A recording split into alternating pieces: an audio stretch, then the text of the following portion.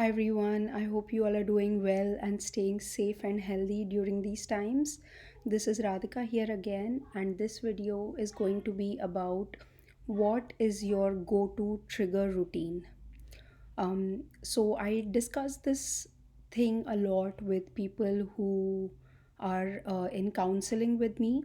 Most of these people are who have, like, a narcissistic spouse, or they have like a narcissistic in-law family that they are living with, or different situations. Some people have a narcissistic situation in office, etc. So when these clients they come to me, one thing we definitely do is we set a go-to trigger routine for them. So what is this go-to trigger routine?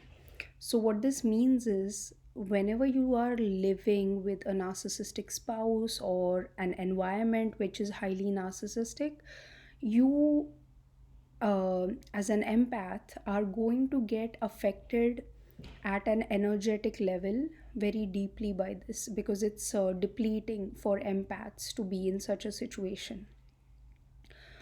So when you already feel your energy depleted, and say something happens, like it's a high stress situation, and mm, say someone blames you for something, uh, or something happens, and some, like, you are in a highly emotional state, and someone else like picks out one of the things which is a big trigger point for you, and maybe the narcissistic person knows this, and so in a fight, in a heated moment, they kind of go there, where they shouldn't go. So in that case, what happens is you are naturally going to get triggered. There's nothing you can do about it. But what you can do is, as soon as you get triggered, you can have a routine that you do when you are triggered. So, in order for this to work, what we have to do is we have to like backtrack a little bit, and we have to set this routine in motion when you are not triggered. So this is something that you will kind of have to practice when you are in a good mood, when you are not in the middle of a fight, when it's a good time in your life.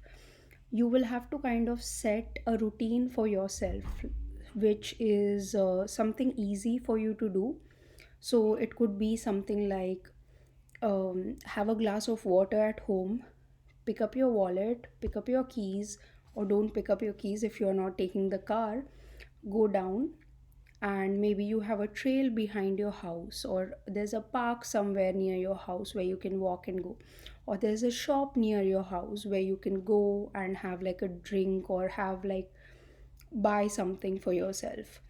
Or you could have like a car, and you take the car, you drive, you have like a playlist in your phone which already has some of the music that you want to listen to when you are triggered, like some mantra music, or some meditation music, some slow soothing songs that you like.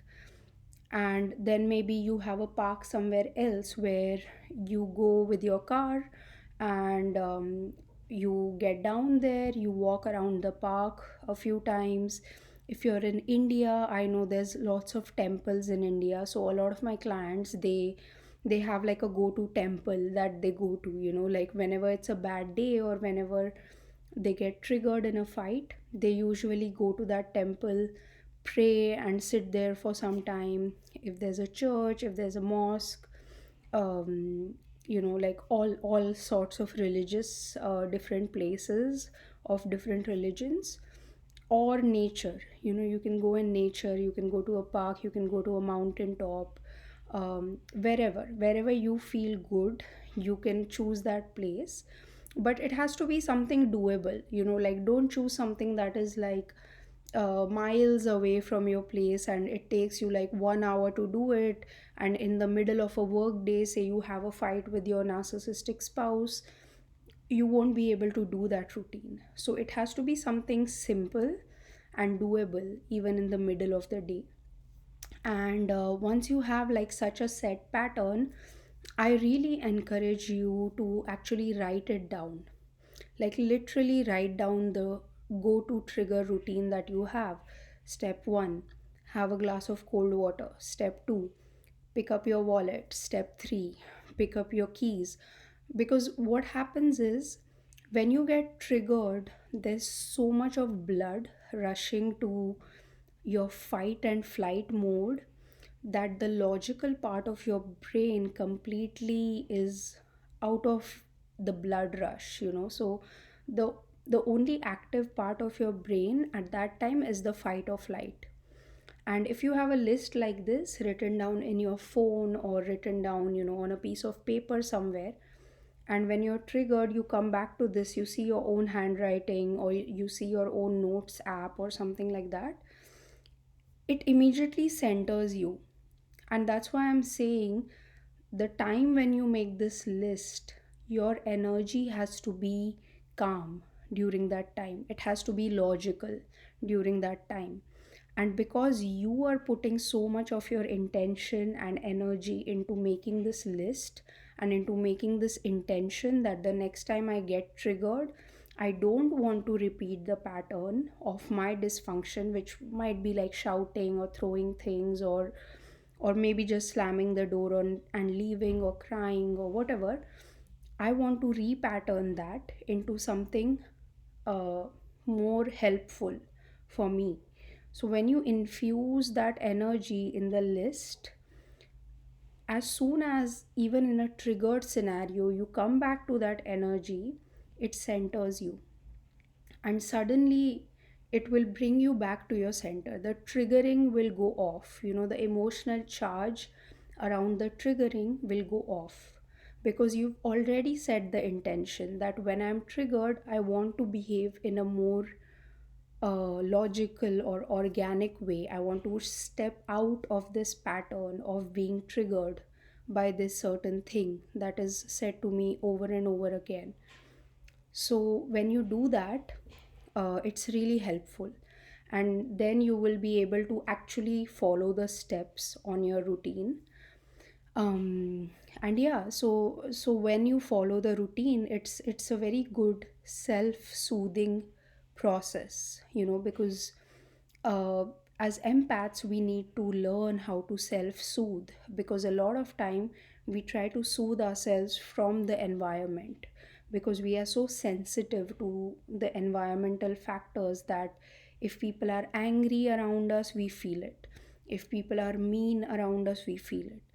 So when you self soothe, you're kind of giving your body and your energy the reinforcement that I don't have to be connected with my environment all the time. I can disconnect if I want to. So that gives you the empowerment of maintaining your own energy state, in spite of the environment that you're in. So yeah, self-soothing is really important for empaths. And so yeah, this was basically this video, that when you kind of have a go-to trigger routine, you should also try to do it a few times before you get triggered. So that way you have already done it a few times, and then the next time you do it, you will feel better because you have been through these motions before. And what you're doing is basically you are rewiring your brain, and then slowly this trigger point doesn't even continue being a trigger point for you. So if you actually do this for a few months, you will realize that the thing that used to trigger you is not even triggering you anymore, because you've already rewired that pathway in your brain. So yeah, guys, that was this video. Please do try it out, and if you have a go to trigger routine, let me know what it is in the comments below. As always, thank you all for your support. If you want to support this channel some more, please do join the channel and become a member for additional updates, additional videos. And as always, I wish you all a lot of love and a lot of light. Thank you. Bye.